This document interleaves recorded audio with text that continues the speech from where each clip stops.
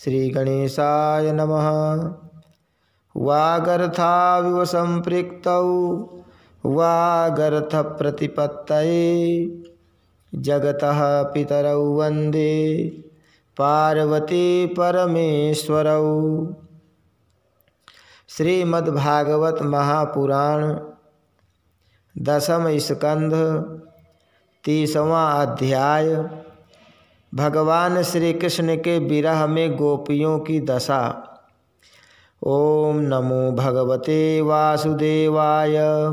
श्री शुक उवाच अंतर्हिते भगवती सहसैव व्रजांगनाः अतप्यस्तमचक्षाणाः करिण्य इव यूथपम् गत्यानुरागस्मितबिभ्रमेक्षितैर्मनोरमालापविहारविभ्रमैः आक्षिप्तचित्ताः प्रमदारमापतेस्तास्ता विचेष्टा जगृहुस्तदात्मिकाः।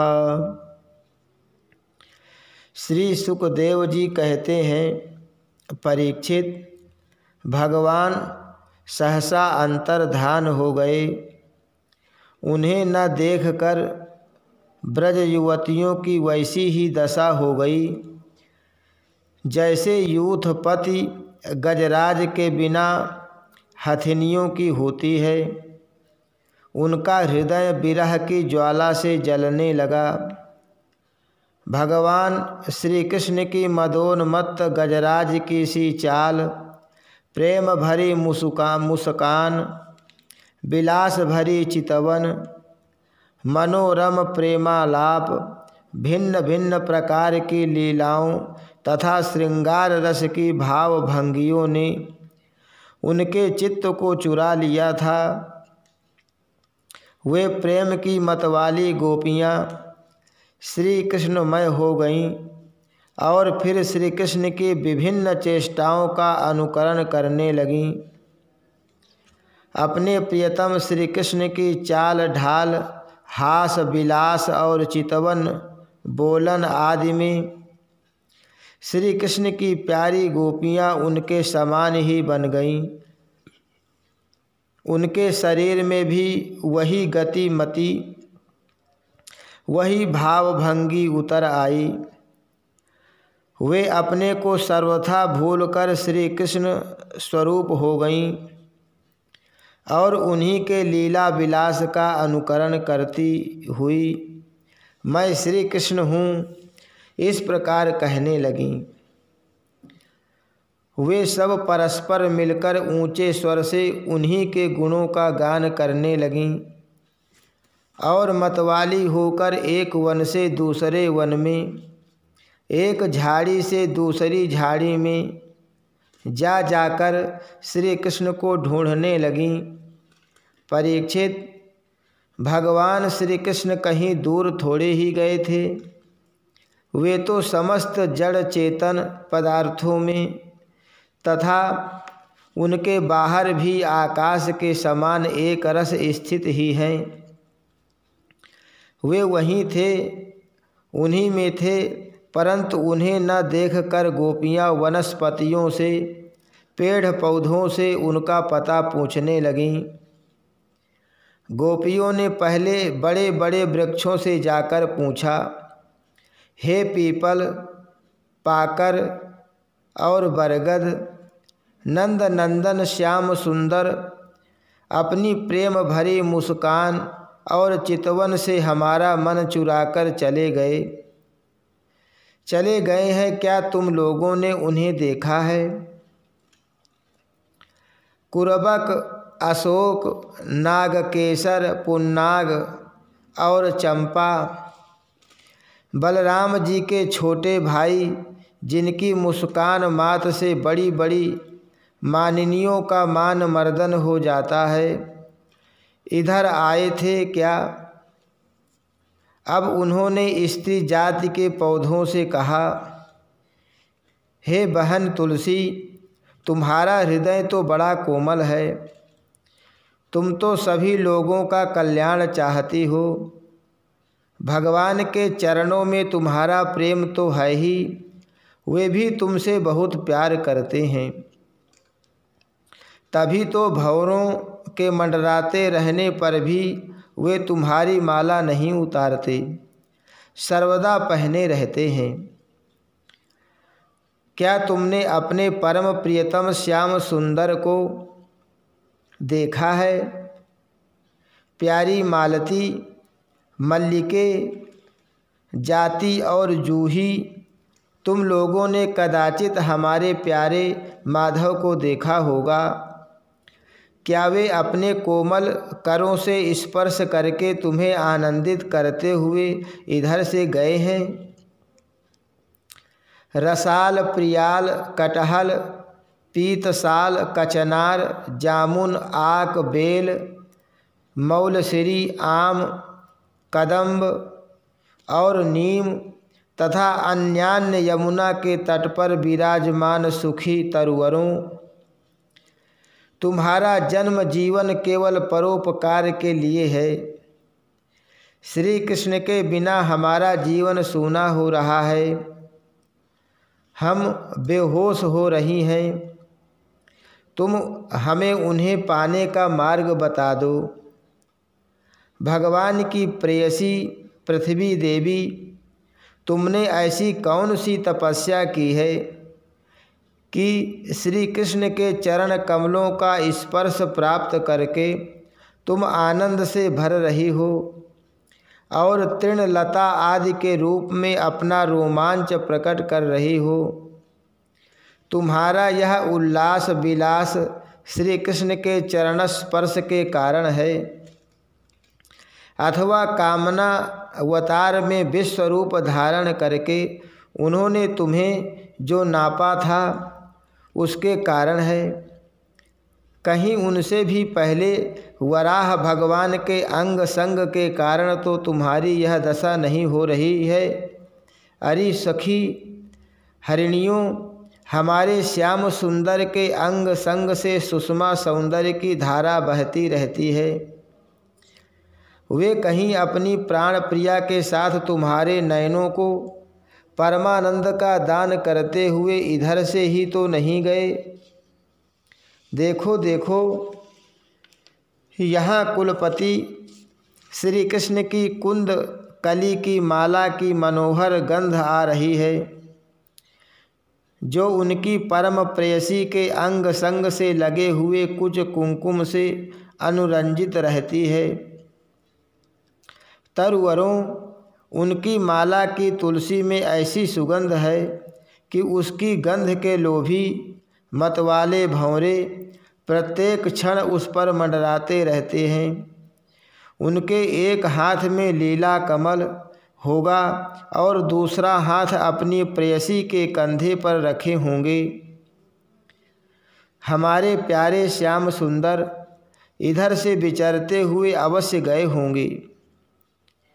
जान पड़ता है तुम लोग उन्हें प्रणाम करने के लिए ही झुके हो, परंतु उन्होंने अपनी प्रेम भरी चितवन से भी तुम्हारी वंदना का अभिनंदन किया है या नहीं? अरे सखी, इन लताओं से पूछो, ये अपने पति वृक्षों को भुज पास में बांधकर आलिंगन किए हुए हैं। इससे क्या हुआ? इनके शरीर में जो पुलक है, रोमांच है, वह तो भगवान के नखों के स्पर्श से ही है। अहो, इनका कैसा सौभाग्य है। परीक्षित, इस प्रकार मत वाली गोपियाँ प्रलाप करती हुई भगवान श्री कृष्ण को ढूंढते ढूंढते कातर हो रही थी। अब और भी गाढ़ आवेश हो जाने के कारण वे भगवानमय होकर भगवान की विभिन्न लीलाओं का अनुकरण करने लगीं। एक पूतना बन गई तो दूसरी श्री कृष्ण बनकर उसका स्तन पीने लगीं। कोई छकड़ा बन गई तो किसी ने बाल कृष्ण बनकर रोते हुए उसे पैर की ठोकर मारकर उलट दिया। कोई सखी बाल कृष्ण बनकर बैठ गई तो कोई तृणावर्त दैत्य का रूप धारण करके उसे हर ले गई। कोई गोपी पांव घसीट घसीट कर घुटनों के बल बकैया चलने लगी और उस समय उसके पाय जेब रुनझुन बोलने लगे। एक बनी कृष्ण तो दूसरी बनी बलराम और बहुत सी गोपियां ग्वाल बालों के रूप में हो गईं। एक गोपी बन गई वत्सासुर तो दूसरी बनी बकासुर। तब तो गोपियों ने अलग अलग श्री कृष्ण बनकर वत्सासुर और बकासुर बनी हुई गोपियों को मारने की लीला की। जैसे श्री कृष्ण वन में करते थे वैसे ही एक गोपी बांसुरी बजा बजाकर दूर गए हुए पशुओं को बुलाने का खेल खेलने लगी। तब दूसरी गोपियां वाह वाह करके उसकी प्रशंसा करने लगीं। एक गोपी अपने को श्री कृष्ण समझकर दूसरी सखी के गले में बाँह डालकर चलती और गोपियों से कहने लगती, मित्रों, मैं श्री कृष्ण हूँ, तुम लोग मेरी यह मनोहर चाल देखो। कोई गोपी श्री कृष्ण बनकर कहती, अरे ब्रजवासियों, तुम आंधी पानी से मत डरो, मैंने उससे बचने का उपाय निकाल लिया है। ऐसा कहकर गोवर्धन धारण का अनुकरण करती हुई वह अपनी ओढ़नी उठाकर ऊपर तान लेती। परीक्षित, एक गोपी बनी काली नाग तो दूसरी श्री कृष्ण बनकर उसके सिर पर पैर रखकर चढ़ी चढ़ी बोलने लगी, रे दुष्ट सांप, तू यहाँ से चला जा, मैं दुष्टों का दमन करने के लिए ही उत्पन्न हुआ हूँ। इतने में ही एक गोपी बोली, अरे ग्वालों, देखो वन में बड़ी भयंकर आग लगी है, तुम लोग जल्दी से जल्दी अपनी आँखें मूंद लो, मैं अनायास ही तुम लोगों की रक्षा कर लूँगा। एक गोपी यशोदा बनी और दूसरी बनी श्री कृष्ण। यशोदा ने फूलों की माला से श्री कृष्ण को ऊखल में बांध दिया। अब वह श्री कृष्ण बनी हुई सुंदरी गोपी हाथों से मुंह ढककर भय की नकल करने लगी। परीक्षित, इस प्रकार लीला करते करते गोपियाँ वृंदावन के वृक्ष और लता आदि से फिर भी श्री कृष्ण का पता पूछने लगीं। इसी समय उन्होंने एक स्थान पर भगवान के चरण चिन्ह देखे। वे आपस में कहने लगीं, अवश्य ही ये चरण चिन्ह उदार शिरोमणि नंद नंदन श्याम सुंदर के हैं, क्योंकि इनमें ध्वजा, कमल, वज्र, अंकुश और जौ आदि के चिन्ह स्पष्ट ही दिख रहे हैं। उन चरण चिन्हों के द्वारा ब्रजवल्लभ भगवान को ढूंढती हुई गोपियाँ आगे बढ़ीं। तब उन्हें श्री कृष्ण के साथ किसी ब्रज युवती के भी चरण चिन्ह दिख पड़े। उन्हें देखकर वे व्याकुल हो गईं और आपस में कहने लगीं, जैसे हथनी अपने प्रियतम गजराज के साथ गई हो, वैसे ही नंद नंदन श्याम सुंदर के साथ उनके कंधे पर हाथ रखकर चलने वाली किस बड़भागिनी के ये चरण चिन्ह हैं। अवश्य ही सर्वशक्तिमान भगवान श्री कृष्ण की यह आराधिका होगी। इसीलिए इस पर प्रसन्न होकर हमारे प्राण प्यारे श्याम सुंदर ने हमें छोड़ दिया है और इसे एकांत में ले गए हैं।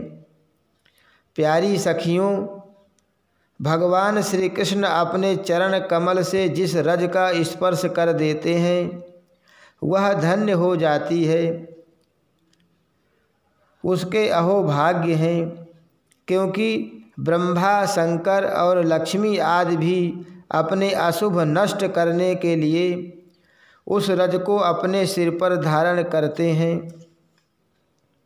अरे सखी, चाहे कुछ भी हो, यह जो सखी हमारे सर्वस्व श्री कृष्ण को एकांत में ले जाकर अकेले ही उनकी अधर सुधा का रस पी रही है, इस गोपी के उभरे हुए चरण चिन्ह तो हमारे हृदय में बड़ा ही क्षोभ उत्पन्न कर रहे हैं।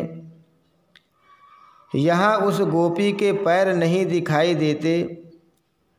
मालूम होता है यहाँ प्यारे श्याम सुंदर ने देखा होगा कि मेरी प्रेयसी के सुकुमार चरण कमलों में घास की नोक पर गड़ती होगी, इसलिए उन्होंने उसे अपने कंधे पर चढ़ा लिया होगा।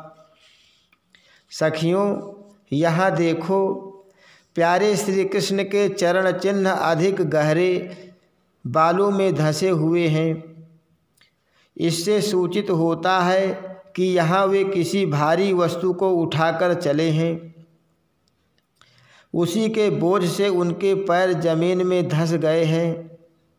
हो न हो यहाँ उस कामी ने अपनी प्रियतमा को अवश्य कंधे पर चढ़ाया होगा।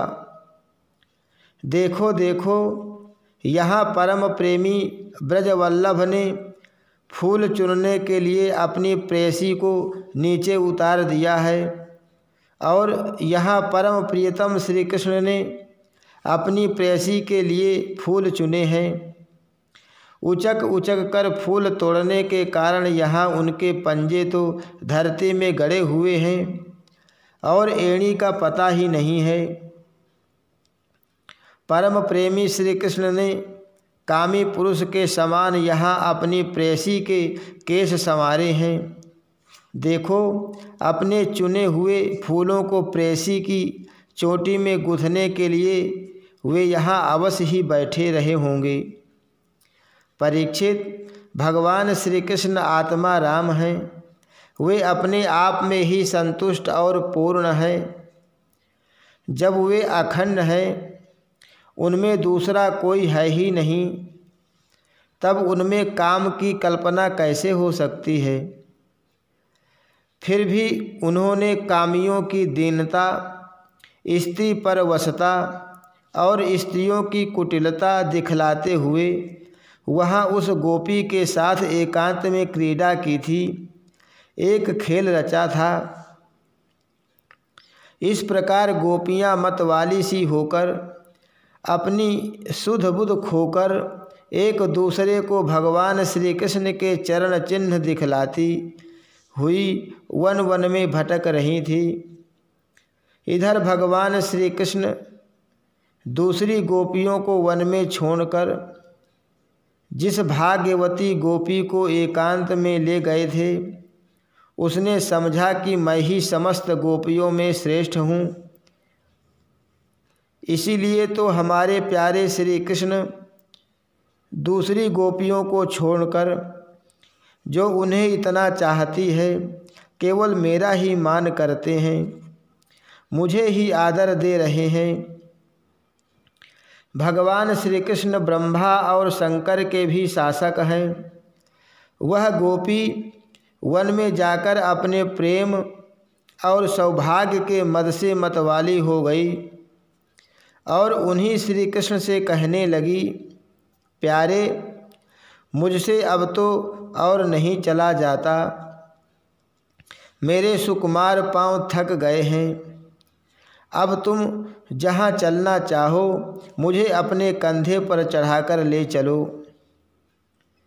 अपनी प्रियतमा की यह बात सुनकर श्याम सुंदर ने कहा, अच्छा प्यारी, तुम अब मेरे कंधे पर चढ़ लो। यह सुनकर वह गोपी ज्यों ही उनके कंधे पर चढ़ने चली, त्यों ही श्री कृष्ण अंतर्धान हो गए और वह सौभाग्यवती गोपी रोने पछताने लगी। हा नाथ, हा रमण, हा प्रेष्ठ, हा महाभुज, तुम कहाँ हो, कहाँ हो? मेरे सखा, मैं तुम्हारी दीनहीन दासी हूँ। शीघ्र ही मुझे अपने सान्निध्य का अनुभव कराओ, मुझे दर्शन दो। परीक्षित, गोपियाँ भगवान के चरण चिन्हों के सहारे उनके जाने का मार्ग ढूंढती ढूंढती वहाँ जा पहुँची। थोड़ी दूर से ही उन्होंने देखा कि उनकी सखी अपने प्रीतम के वियोग से दुखी होकर अचेत हो गई है। जब उन्होंने उसे जगाया तब उसने भगवान श्री कृष्ण से उसे जो प्यार और सम्मान प्राप्त हुआ था वह उनको सुनाया। उसने यह भी कहा कि मैंने कुटिलतावश उनका अपमान किया, इसी से वे अंतर्धान हो गए। उसकी बात सुनकर गोपियों के आश्चर्य की सीमा नहीं रही। इसके बाद वन में जहाँ तक चंद्रदेव की चांदनी छिटक रही थी वहाँ तक वे उन्हें ढूंढती हुई गईं, परंतु जब उन्होंने देखा कि आगे घना अंधकार है, घोर जंगल है, हम ढूंढती जाएंगी तो श्री कृष्ण और भी उसके अंदर घुस जाएंगे, तब वे उधर से लौट आईं। परीक्षित, गोपियों का मन श्री कृष्णमय हो गया था। उनकी वाणी से कृष्ण चर्चा के अतिरिक्त और कोई बात नहीं निकलती थी। उनके शरीर से केवल श्री कृष्ण के लिए और केवल श्री कृष्ण की चेष्टाएं हो रही थी। कहाँ तक कहूँ, उनका रोम रोम उनकी आत्मा श्री कृष्णमय हो रही थी। वे केवल उनके गुणों और लीलाओं का ही गान कर रही थी और उनमें इतनी तन्मय हो रही थी कि उन्हें अपने शरीर की भी सुध नहीं थी। फिर घर की याद कौन करता। गोपियों का रोम रोम इस बात की प्रतीक्षा और आकांक्षा कर रहा था कि जल्दी से जल्दी श्री कृष्ण आए। श्री कृष्ण ही भावना में डूबी हुई श्री कृष्ण की ही भावना में डूबी हुई गोपियाँ यमुना जी के पावन पुलिन पर रमण रेती में लौट आईं और एक साथ मिलकर श्री कृष्ण के गुणों का गान करने लगीं।